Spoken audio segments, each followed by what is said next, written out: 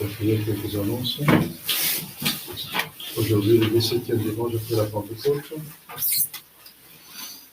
c'est la fête de Notre-Dame de ses douleurs, le jour après l'exaltation de la Sainte Croix hier.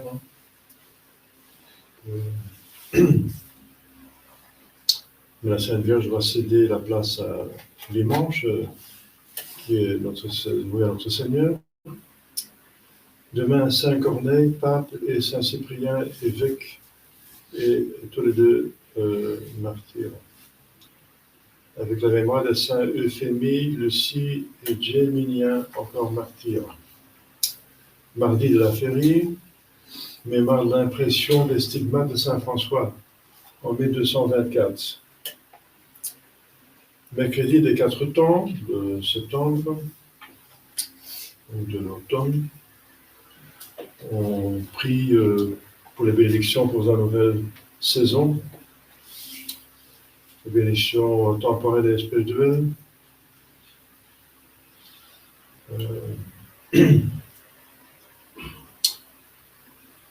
Mémoire de Saint Joseph de Cupertino, confesseur, et en certain lieu, Saint Féréol, martyr.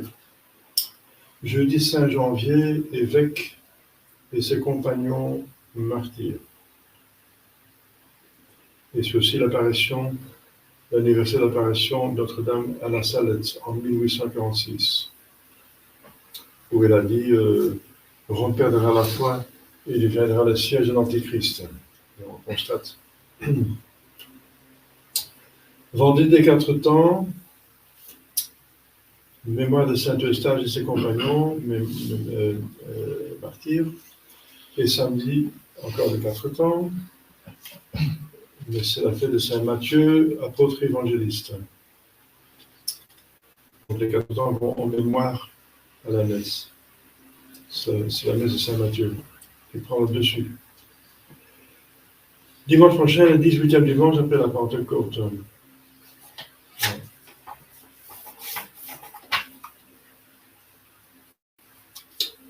Et ce sera donc le début de l'automne.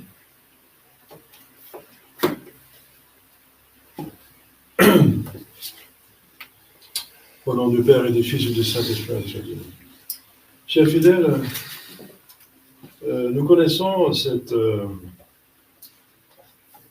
expression, cette réponse de notre Seigneur Jésus-Christ aux pharisiens. Nous avons appris au catéchisme quel est le plus grand commandement. Et ce n'est pas seulement tout le plus grand commandement, mais c'est celui qui résume, dit Jésus ailleurs et le Père de l'Église, toute la loi et les prophètes. Résume. Voilà, résume, donc c'est très important parce que les Juifs n'étaient pas d'accord sur le plus grand commandement. L'un disait c'est le sabbat, l'autre c'était la circoncision, etc. Mais l'Écriture sainte elle-même, elle dit, dans Jésus, citant un texte de Deutéronome dans Saint Marc, Jésus ajoute avec solennité, il répète ce qui est dans l'Écriture sainte, que c'est le Deutéronomium, que c'est le plus grand primum et omnium mandatum. Voilà, Deutéronomium, c'est un livre de la Bible qui explique, qui relate la donation de Dieu des tables de la loi, les 10 commandements sur le mont Sinaï. Et voilà, donc il parle des Deutéronomium, c'est des deux nomium, c'est des deux lois, des deux tables de la loi. Et le même Deutéronomium donne donc aussi quel est le plus important. Quia, parce que primum omnium mandatum est, parce que le premier, donc le plus important, le prix en importance de tout mandatum, de tout commandement est, voilà. Écoute Israël, le Dieu, ce Seigneur est un, on n'a qu'un seul Dieu, et tu l'aimeras avec tout ton cœur, toute ton intelligence, toute ton âme, avec toutes vos forces, toutes tes forces. Donc finalement, c'était pas très difficile, trop difficile, s'ils étaient attentifs au texte, les pharisiens, pour trouver par eux-mêmes quel est le mandat, donc mandatum, le commandement le plus important. Et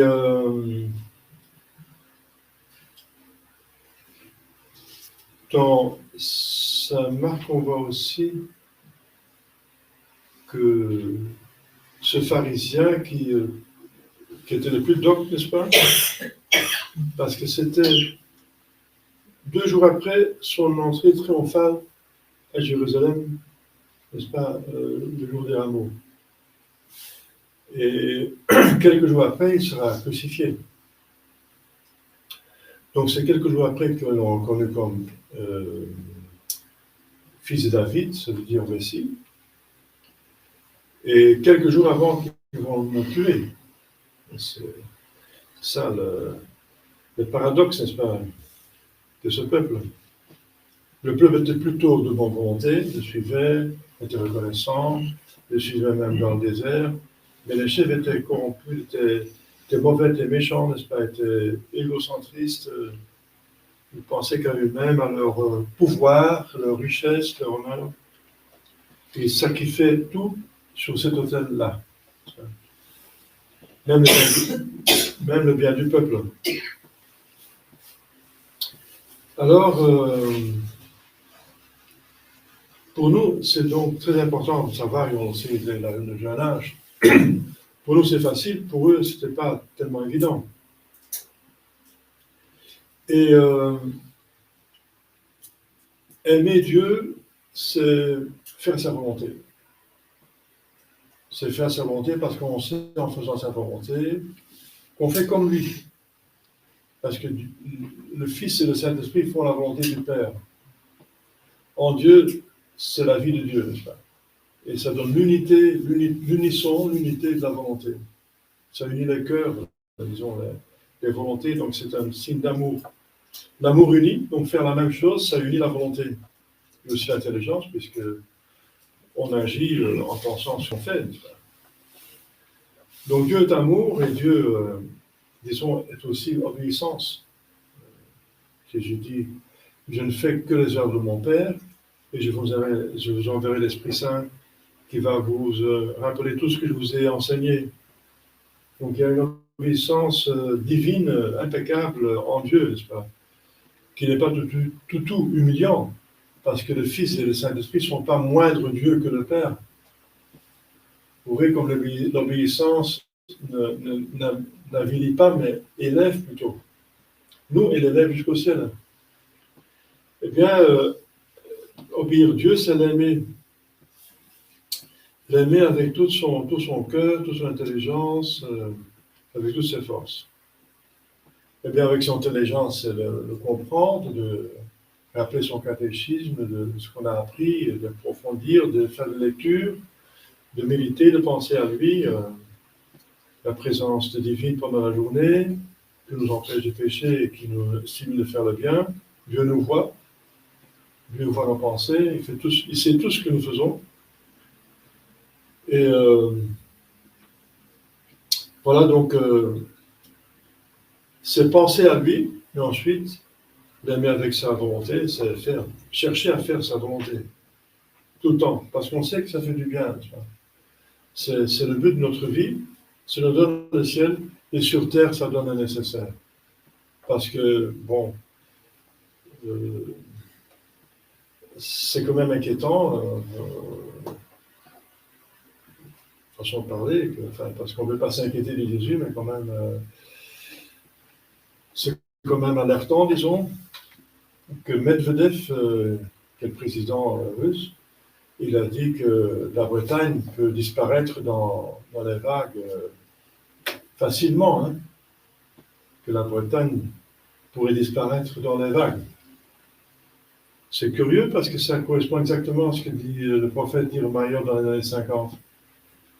Je dis, pardon, l'Angleterre, je me trompe, l'Angleterre.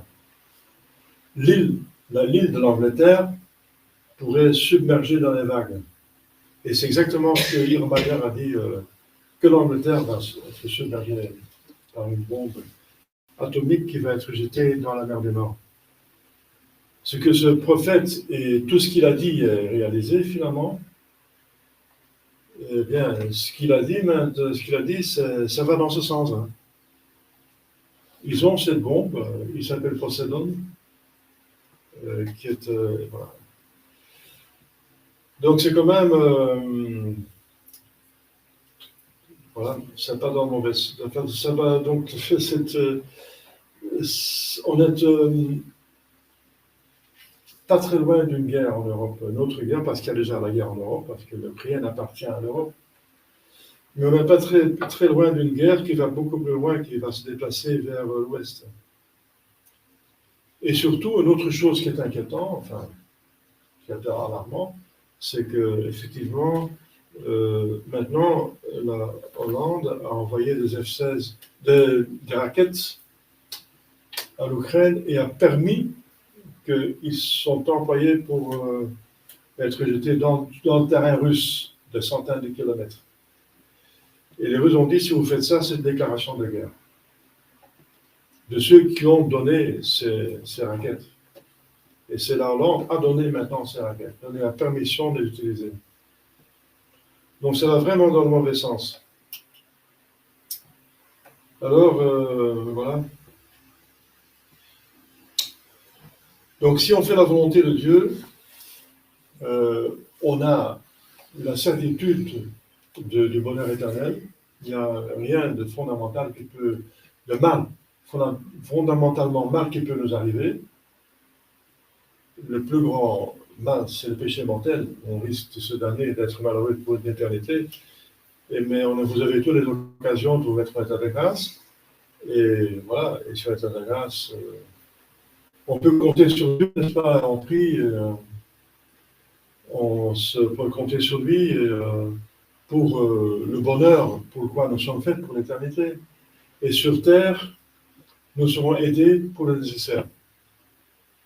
Pour le nécessaire parce que le nécessaire, pour nous c'est évident, on a baigné dans le luxe après la guerre mondiale, la Deuxième Guerre mondiale, l'économie a bien tourné et on profite encore d'un certain bien-être ici,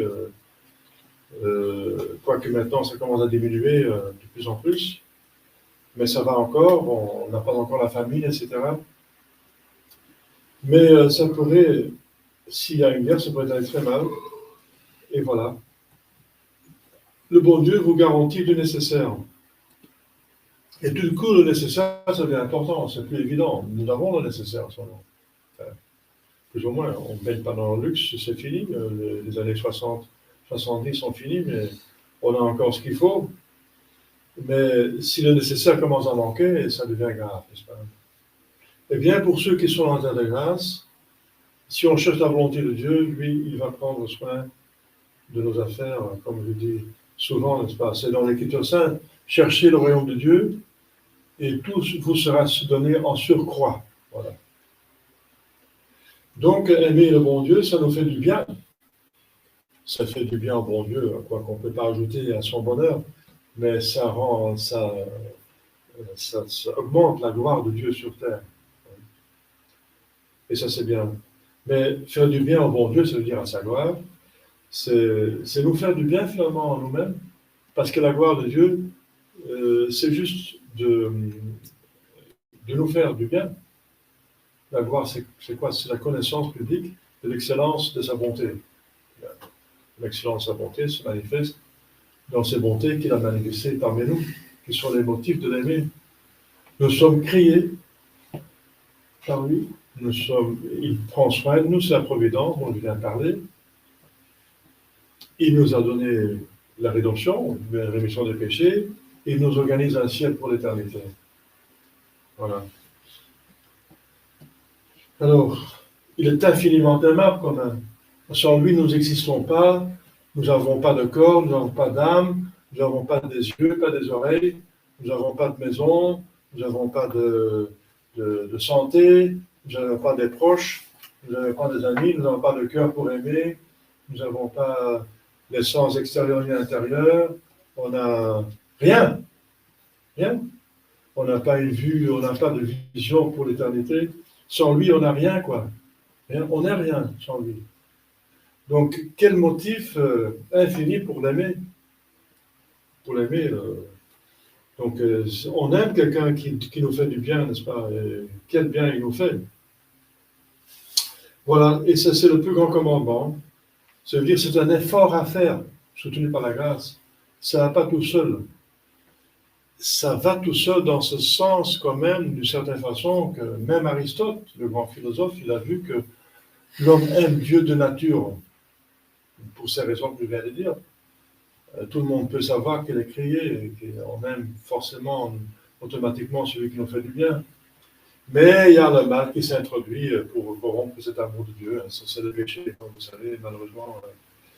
Donc il faut l'autre côté de la médaille d'aimer Dieu avec toutes ses forces, c'est éviter le péché. Et il y a deux volets dans ce commandement, comme vous savez, aimer le bon Dieu et aimer son prochain. Eh bien, si on est porté à plus aimer le bon Dieu, on est moins porté à l'amour du prochain, eh bien, ça s'arrange. Parce que l'amour de Dieu va vous porter à l'amour du prochain. Parce que Dieu veut qu'on aime son prochain. Il va s'identifier avec notre prochain. Si vous m'aimez, aimez mon image. Même si c'est un pauvre pécheur comme vous, et parfois il vous fait du mal, vous l'aimez malgré ça. Voilà. En tout cas, vous avez des péchés à expier. Donc, on aime son prochain comme soi-même. C'est pas n'importe quoi. Hein. Et vous savez, il y a deux explications. Première, c'est faites aux autres que vous souhaitez à vous-même. Deuxième explication, c'est dans le livre de Tobie. Ne faites pas aux autres que vous ne voulez pas qu'on vous fasse à vous. Ça, c'est très concret et ça marche très bien. Ça serait facile à penser, mais à exécuter, c'est autre chose. Donc, ce sont des commandements d'aimer Dieu et de son prochain. Et donc, il faut faire un effort. Donc, ceux qui aiment Dieu facilement, ce sont des gens qui sont religieux, très religieux, qui sont portés à la religion. Eh bien, s'ils font ça sérieusement, ils vont, par l'amour de Dieu, aimer plus leur prochain. Et comme il faut, parce que s'ils veulent plaire à Dieu, ils doivent aimer leur prochain comme eux-mêmes. Parce qu'ils vont être jugés là-dessus. J'avais faim, vous ne m'avez pas donné à manger, etc. Jésus va nous demander des comptes sur notre comportement envers le prochain pour la vie éternelle. Et Jésus dit, c'est le même commandement, c'est à égalité. Et ceux qui aiment le prochain, et moins sont portés sur la religion en tant que telle, ils vont quand même trouver Dieu. Parce que si on aime l'homme, forcément, c'est l'image de Dieu, et implicitement on aime le bon Dieu. Et le bon Dieu va vous donner des grâces. Si vous êtes miséricordieux avec les autres, il vous fera miséricorde. Dieu vous donnera des grâces parce que vous avez un bon cœur, vous aidez les autres, le bon Dieu va faire plus, va donner un plus, va donner des grâces pour votre conversion. Des gens qui font du bien aux autres, ils ont des grâces de conversion et de rémission des péchés. Hein. Par exemple, faire l'aumône à des pauvres, ça remet des péchés, etc. Donc, le commandement d'aimer, si quelqu'un aime son prochain, il va avoir plus de facilité, il va avoir plus de grâce, et il va finalement arriver à aimer le bon Dieu. Parce que ça, c'est la source de l'amour du prochain. Parce qu'on ne peut pas tenir l'amour du prochain, en plus, sans aimer le bon Dieu. Parce que, pour ceux qui ont un certain âge, ils vont déjà savoir qu'on a été déçus par des prochains, par des personnes qui nous ont fait du mal. Donc, pour continuer à aimer sans devenir aigre son prochain et de toujours pardonner, n'est-ce pas? C'est pas facile. Pour ça, il faut encore une grâce. Et surtout pour aimer son ennemi. Parce que l'amour va jusque-là. Aimer vos ennemis. Pas aimer les ennemis dans leurs péchés s'ils sont des pécheurs. pas aimer leurs péchés, c'est pas possible, mais les aimer comme Dieu les aime. Ça veut dire comme ses créatures, et les laisser au ciel. On risque de se trouver avec eux dans le ciel pour l'éternité. Hein. Donc, c'est bien pour nous d'être dans le ciel. Donc, il faut aimer ses ennemis. Ça veut dire, s'ils sont des pécheurs, prier pour leur conversion, essayer de leur pardonner, pour autant qu'ils regrettent, bien sûr, leur. C'est encore un grand problème. Comment pardonner les autres s'ils vous ont fait du mal? Eh bien, le pardon va assez facilement s'ils demandent pardon. Alors, il faut pardonner. 77 fois, cette fois, il vous affirme toujours pour pardonner. Mais s'ils ne demandent pas pardon, alors encore, il faut donner la vengeance à Dieu, n'est-ce pas? Ça veut dire, ne vous occupez pas, pardonner pour autant que ça, c'est à vous. Ne cherchez pas vengeance et laissez ça au bon Dieu. Dieu dit, je suis le vengeur. C'est lui qui va juger tout en n'est-ce pas? Et qui va les récompenser ou punir. Sauf si vous avez une autorité. Si vous êtes un parent, ou vous êtes employeur, vous avez une autorité, certaine autorité envers d'autres personnes, là, vous êtes responsable, donc il faut intervenir. Vous êtes même non, vous aurez des comptes à donner, n'est-ce pas? Comment vous avez éduqué vos enfants, est-ce que vous avez réprimé le mal et simulé le bien? Donc, ça, il faut intervenir. Il faut punir le mal et surtout récompenser le bien, n'est-ce pas? Ça, c'est la méthode fondamentale. C'est ce que Dieu fait. Il récompense le bien et punit le mal. C'est fondamental. On va limiter si on a autorité, n'est-ce pas? Comme les autorités ont le devoir d'arrêter et de persécuter, de trouver les criminels, les arrêter. C'est un devoir. Et ça fait du bien, la justice, n'est-ce pas? C'est une perfection. Voilà, chers fidèles, ça c'est concrètement pour nous, c'est un examen de conscience qu'on va faire tous les jours, puisque c'est le plus important, et ça résume tout. Parce que bien sûr, vous faites la prière du soir, on vous propose de méditer les 10 commandements et les 5 commandements de l'Église pour voir si on a péché. On fait un examen de conscience, on fait un confiteur, un acte de contrition avec la prière du soir, donc on fait des examens de conscience. Mais si ce commandement-là, il résume tout, eh bien, prenez-le comme point de référence le plus important. Est-ce que j'ai fait du bien aujourd'hui à quelqu'un? Est-ce que je n'ai pas fait du mal à quelqu'un aujourd'hui? Est-ce que j'ai aimé le bon Dieu? Est-ce que j'ai fait sa volonté aujourd'hui, autant que je puisse? Et pour ça, il faut de la grâce, donc la prière. Chers fidèles, voilà, imitons la Sainte Vierge Marie. C'est maintenant sa fête de cette douleur, la Sainte Vierge Marie. Si on peut dire, c'est une fête liturgique. Fêter des douleurs, c'est un peu difficile à dire, mais vous comprenez ce que je veux dire. Eh bien, pensons à ce que la Sainte Vierge Marie a fait, n'est-ce pas, pour plaire à Dieu, pour aimer Dieu et aimer son prochain, n'est-ce pas? Parce qu'elle n'avait rien à expier. Elle est née et conçue immaculée. Donc tout ce qu'elle a souffert, c'est pour plaire à Dieu, pour restaurer, n'est-ce pas, à Dieu la création, et pour nous sauver. Et Dieu sait combien elle a souffert. Hein. Voilà, par amour de nous. Au nom du Père et du Fils et du Saint-Esprit, ainsi soit-il.